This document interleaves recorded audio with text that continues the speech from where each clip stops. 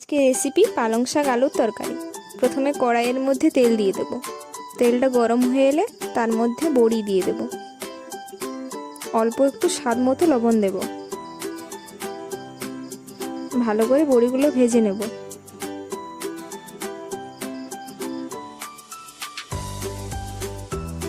বড়িগুলো লাল লাল করে ভাজা হয়ে গেলে ওগুলো তুলে নেব।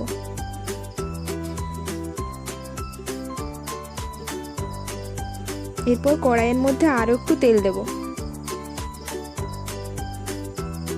অল্প একটু পাঁচফোড়ন দেব। এরকম করে কেটে রাখা বেগুন এবং আলুগুলো আমি তেলের মধ্যে দিয়ে দেব।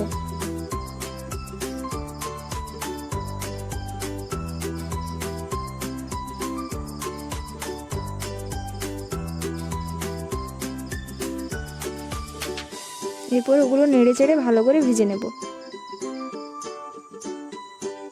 অল্প একটু হলুদ দেব, পরিমাণ মতো, স্বাদ মতো লবণ দেব।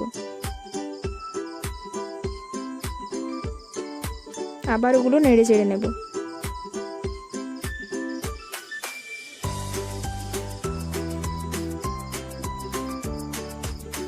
এরপর ঢাকা দিয়ে দেব।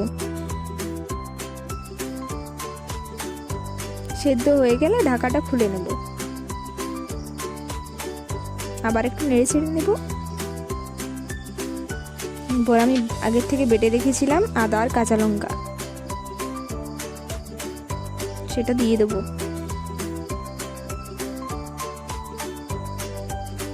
সানরাইজের জিরে গুঁড়োর পাউডারটা দেবো আমি অল্প একটু। আবার নেড়ে চেড়ে নেব।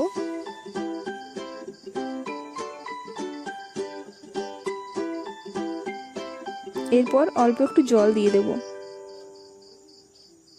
ভালো করে মিশিয়ে নেব। এরকম করে কেটে রেখেছিলাম আগের থেকে আমি পালং শাক।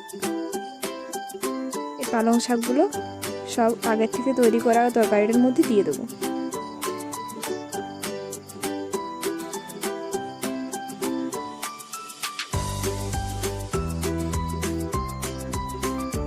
সবকটা পালং শাক ভালো করে তরকারির মধ্যে মিশিয়ে নেব।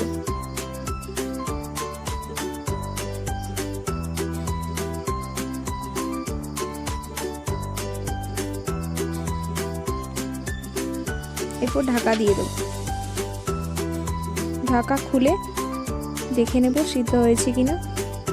আবার ভালো করে নেড়ে চেড়ে নেব।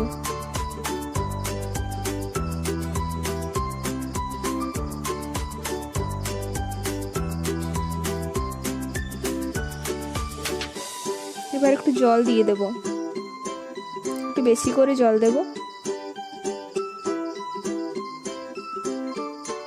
এবং আবার ঢাকা দিয়ে দেব।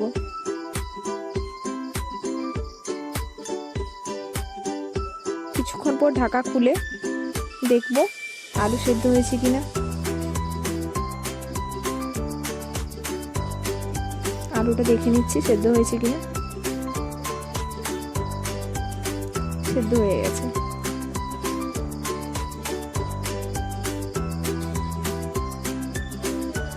এরপর আমি যে আগের থেকে ভেজে রাখা সমস্ত বড়িগুলো দিয়ে দেবো তরকারির মধ্যে। ভালো করে নেড়ে চেড়ে মিশিয়ে নেব।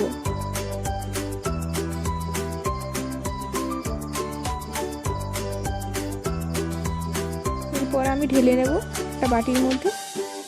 তাহলেই রেডি আমাদের তরকারি। গরম গরম ভাতের সাথে পরিবেশন করে নেব।